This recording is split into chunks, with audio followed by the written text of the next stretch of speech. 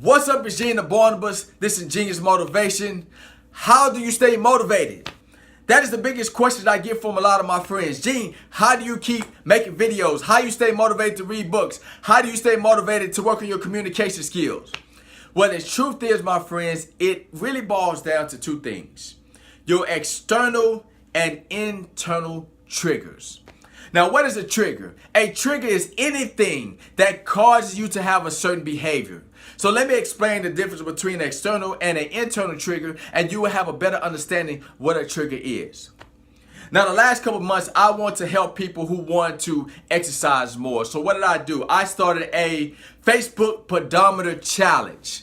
Now, the trigger that I use was my Facebook status. In the morning, I would say, "Good morning, everybody. Today we have a minimum of 2,000 steps, 5,000 steps."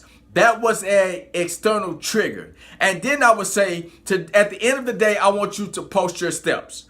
Now, people want to exercise more. They want to walk. So therefore, they will see that morning status and they will say in their mind, "I want to walk more than whatever the minimum amount of steps is. Or I want to try to make that goal." So they can be able to post their progress at the end of the day. That was an external trigger. I was a trigger by using my Facebook statuses and my page. Now, the truth is, that type of trigger is not sustainable. It will not keep you motivated. It's short term, because the moment that I stop posting the statuses, the moment I remove the external trigger, most of those individuals will go back to being inactive. They will stop walking because they no longer have that external trigger. Now, what you really want to have is internal triggers. It's something that's on the inside that's motivating you to take a certain action.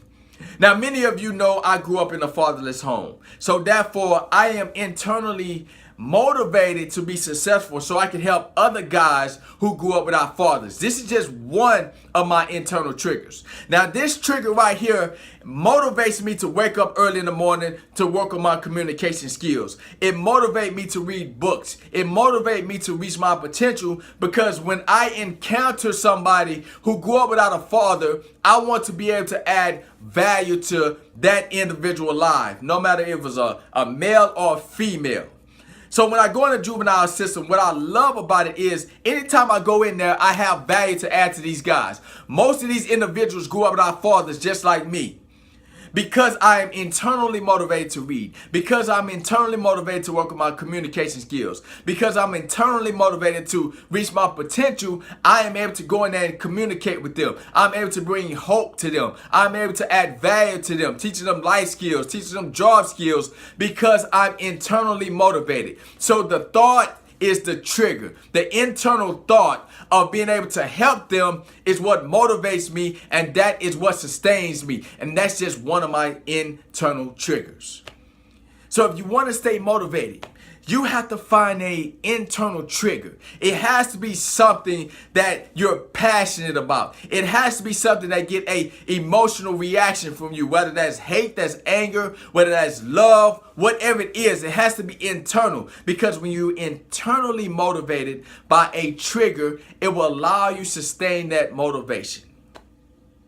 So if you want to stay motivated, you have to find your internal trigger.